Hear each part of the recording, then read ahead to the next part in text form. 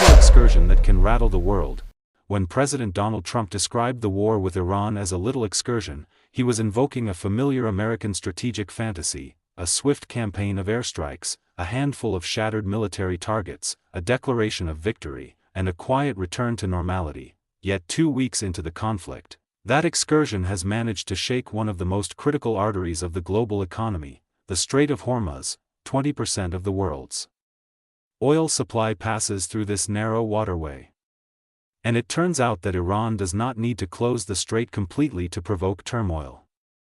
Merely making it dangerous for tankers to pass through can be enough to unsettle global markets.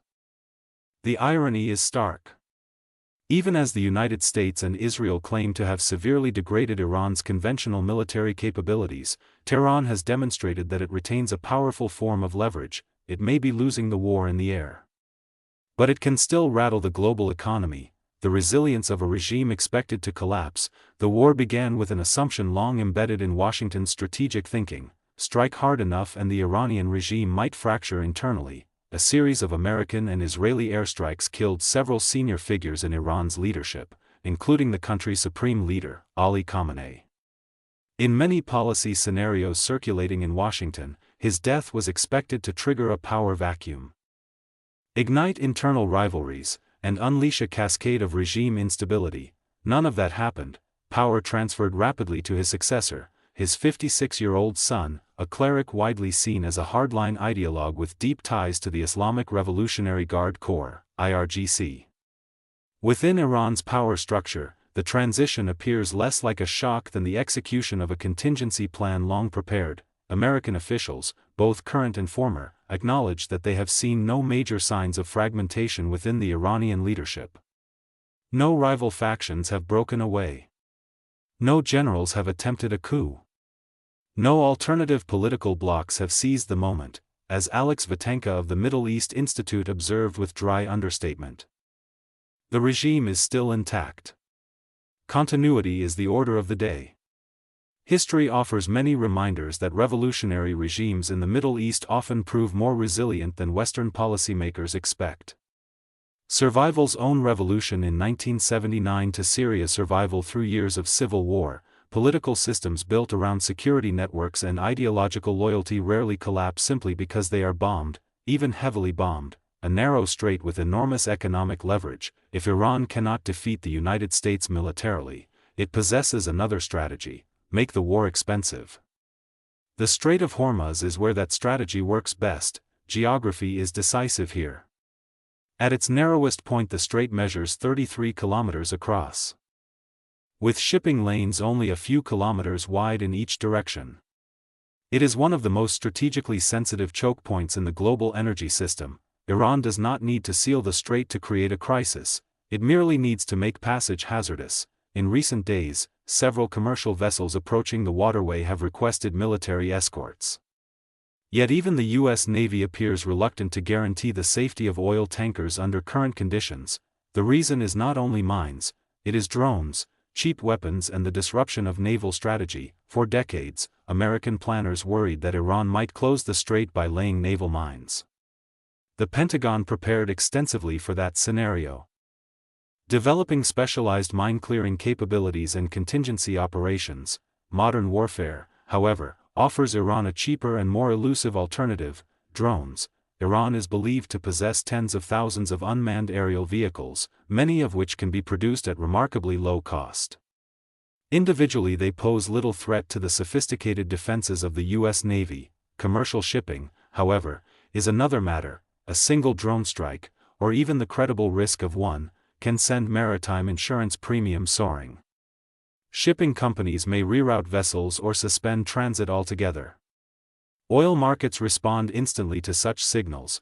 One such incident occurred this week when a Thai commercial ship was struck by unidentified projectiles while passing through the strait, forcing its crew to abandon the vessel in lifeboats. For energy markets, events like this are not merely accidents, they are risk indicators. Oil markets, where wars are truly felt, air campaigns unfold thousands of kilometers from Washington. Their political consequences, however, often appear at American gas stations. oil prices have swung sharply throughout the week as conflicting reports about security in the Strait of Hormuz circulated across markets. A small communications mishap illustrated the fragility of the situation. U.S. Energy Secretary Chris Wright posted on social media that the U.S. Navy had successfully escorted an oil tanker through the strait, ensuring that oil continued flowing to global markets. The post was quickly deleted. The White House denied the claim. The Department of Energy attributed the message to a staff member who had incorrectly captioned a video. Such communications errors might appear trivial. In a nervous oil market, however, they can shift billions of dollars to expectations within minutes. The politics of gasoline in Washington, Indiana. American politics. Gasoline prices possess unusual power. Voters may not closely follow events in the Persian Gulf. They certainly notice the numbers displayed at the pump. Presidents from both parties have long known that sudden spikes in fuel prices can rapidly evolve into domestic political crises. Trump's advisors warned him that oil markets might react sharply when trading opened over the weekend. The White House's chief concern is that rising gasoline prices could persist long enough to become a political liability. One official said the administration believes it has until the end of March before rising fuel costs become what he described as a political five-alarm fire. To ease pressure, dozens of countries agreed to release 400 million barrels of oil from strategic reserves. Prices briefly dipped, then they rose again. Other measures are under consideration, restricting U.S. oil exports or temporarily easing provisions of the Jones Act, which requires domestic fuel shipments to be continued on American-flagged vessels. All of this illustrates a familiar reality. Wars in the Middle East often become economic problems in Washington. Military success and strategic paradox. According to the White House, the air campaign is working. Press Secretary Caroline Leavitt declared that Iran's military is being absolutely crushed. Its navy has weakened. Its ballistic missile arsenal is being dismantled. Internal communications networks have been disrupted. Some analysts believe that if the air campaign continues for several more weeks, Iran's conventional military capabilities could be set back by years. Yet war rarely conforms to such straightforward narratives. Even if Iran loses much of its ballistic missile capacity, it still retains other means of pressure, drones, proxy forces, and the ability to target infrastructure across the region.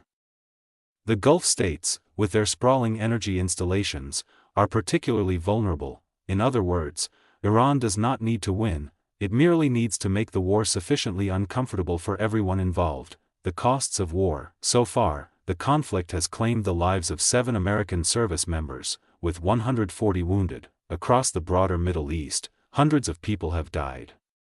In Iran alone, the Iranian Red Crescent Society has reported more than 1,200 deaths. Under such circumstances, the central strategic question for Washington is not whether the campaign can continue, it is when it should end. A former senior defense official suggested that several additional weeks of airstrikes may be necessary to pressure Iran into concessions, whether on its nuclear program, its support for regional proxy forces, or its missile activities. But wars possess an inconvenient tendency. They rarely conclude according to political schedules. War aims and their elasticity. One of the Trump administration's greatest difficulties lies in defining the ultimate objective of the conflict. Initially, the campaign was framed as an effort to degrade Iran's military capabilities. Later, the objective expanded to forcing Tehran to abandon its nuclear program. More recently, Trump has suggested that the war will end only with unconditional surrender. Historically, that phrase has been associated with total wars, most notably the Second World War. Applying it to a limited conflict in the Middle East risks transforming an achievable military operation into an elusive political objective.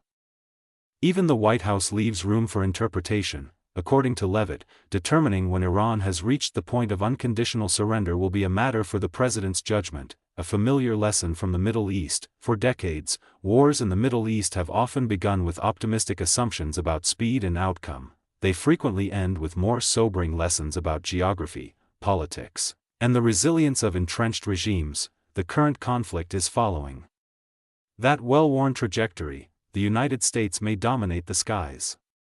Israel may destroy strategic targets. Yet Iran retains a crucial lever, the capacity to destabilize the global energy system.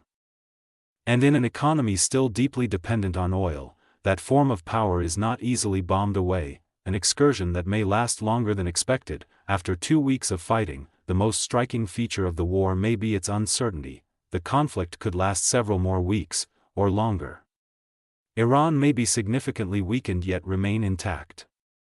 Oil markets may continue to swing with each rumor emerging from the Strait of Hormuz. Meanwhile, the phrase "little excursion" has already begun to sound like one of those lines historians will quote repeatedly when examining the war's early assumptions. Military history is filled with conflicts that were expected to be brief but proved otherwise. And the Middle East, as policymakers in Washington repeatedly discover, is a place where small excursions sometimes turn into exceptionally long journeys.